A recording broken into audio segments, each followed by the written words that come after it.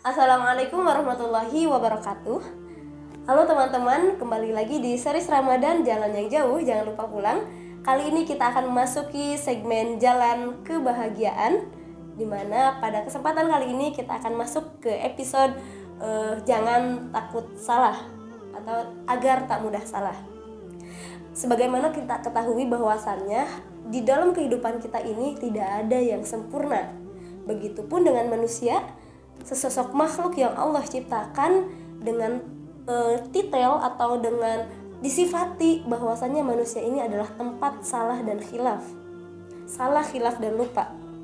Baik itu kesalahan yang diperbuat secara sengaja maupun yang tidak disengaja. Baik itu kesalahan yang dilakukan oleh diri kita sendiri ataupun kesalahan yang dilakukan oleh orang lain. Maka pertanyaannya, bagaimana seharusnya kita sebagai seorang muslim bersikap jika saudara kita melakukan sebuah kesalahan? Contoh nih ya, seminggu ini aku lagi sakit nih, kok gak ada temen yang nengok aku ya? Atau jangankan nengok deh, yang nanya kabar aja kok gak ada gitu. Atau contohnya lagi, aku lagi butuh banget sahabat aku nih, aku lagi butuh banget orang yang mau aku ceritain nih. Biasanya kan sahabat aku tuh ada gitu, tapi kok ini WA pun gak dibales. Dan permasalahan-permasalahan lain dan contoh-contoh di kehidupan lain yang memang biasanya tidak berjalan seperti ini. Biasanya sahabat kita nanyain kabar kita, biasanya mereka itu datang di saat kita lagi butuh. Ini kejadiannya tidak seperti itu. Nah, bagaimana seharusnya kita sebagai muslim bersikap? Dalam sebuah keterangan, Ja'far bin Muhammad rahimahullah pernah berkata bahwasannya, apabila sampai kepadamu dari saudaramu sesuatu yang tidak sesuai dengan keinginanmu, maka berilah ia sebuah uzur sampai 70 uzur. Bila kamu tidak mendapati uzur tersebut, maka katakanlah kepada mereka bahwasannya barangkali ia mempunyai uzur yang tidak pernah aku ketahui. Saudaraku sekalian, begitulah seorang muslim harusnya bersikap. Maka kita harus bisa memberikan uzur kepada saudara kita harus bisa memberikan pemakluman kepada saudara kita harus memberikan zon yang baik, kita harus berprasangka yang baik dan tidak berburuk sangka. Sehingga tidak muncul dari bibir kita, dari mulut kita, ucapan-ucapan atau kata-kata yang tidak baik yang dapat menyakiti perasaan teman-teman kita atau bahkan dapat memberikan penilaian buruk kepada mereka. Bahkan hal itu bisa menimbulkan kebencian. Seringkali kita mendapati bahwa ketika kita berburuk sangka itu adalah bibit-bibit kebencian, dan ketika bibit-bibit kebencian itu muncul, maka itu akan menjadi celah bagi syaitan untuk masuk agar kita memutuskan hubungan dengan saudara kita.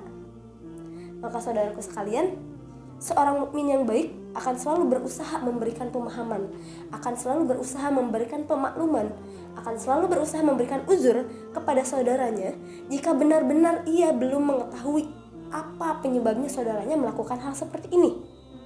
Sebab barangkali kita nggak tahu apa yang sedang terjadi pada saudara kita. Contohnya saja, pada kasus yang tadi, barangkali teman kita juga sakit, atau barangkali teman kita itu lagi banyak pekerjaan yang gak bisa dia tinggalkan. Atau mungkin barangkali teman kita sedang kelelahan, teman kita sedang banyak keperluan dan memang tidak ada waktu sama sekali untuk menanyakan kabar kita. Dan sejuta uzur-uzur yang lainnya. Maka mari kita terus berhusnuzon kepada saudara-saudara kita, berikan uzur-uzur terbaik. Sampai kalau kita tidak menemukan uzur itu, yakini dalam hati kita, yakini dalam diri kita bahwasannya mungkin saja dia punya uzur yang tidak pernah aku ketahui. Nah, dalam sebuah keterangan pernah disebutkan bahwasannya orang mukmin adalah orang yang selalu memberikan uzur kepada saudaranya, berbeda dengan orang munafik, yaitu dia yang selalu mencari kebenaran, selalu mencari kesalahan terhadap saudaranya. Saudaraku sekalian, salah satu kewajiban terbesar antara sesama saudara kita adalah bagaimana kita menjaga hati saudara kita. Bagaimana kita bisa menjaga agar tidak muncul praduga yang tidak baik kepada saudara kita. Lebih daripada itu, mari kita doakan agar Allah merahmati kita selalu dengan senantiasa berprasangka baik, selalu dengan kebaikan. Sebab salah satu kewajiban terbesar saudara kita, salah satu kewajiban yang harus kita lakukan terhadap saudara kita adalah bagaimana kita bisa menjaga hati saudara kita. Barangkali uzurnya dia adalah uzur yang memang harus kita pahami, barangkali ketidakbisaannya dia menghampiri kita adalah sesuatu yang harus justru mereka lah yang harus kita bantu. Nah, salah satu kewajiban terbesar kita selain menjaga hati adalah kita memunculkan prasangka baik kepada saudara kita agar kita bisa menghindari kebencian antara kita dan agar kita terus bisa menjalin hubungan yang baik antara kita. Selebihnya mari kita saling doakan semoga Allah merahmati kebaikan, semoga Allah merahmati segala prasangka baik dalam hati kita, dan semoga Allah memberikan pahala atas segala usaha kebaikan yang kita lakukan, entah itu kepada diri kita maupun kepada saudara kita. Karena belum tentu orang lain melakukan kesalahan, belum tentu kesalahan kita lebih sedikit daripada orang lain.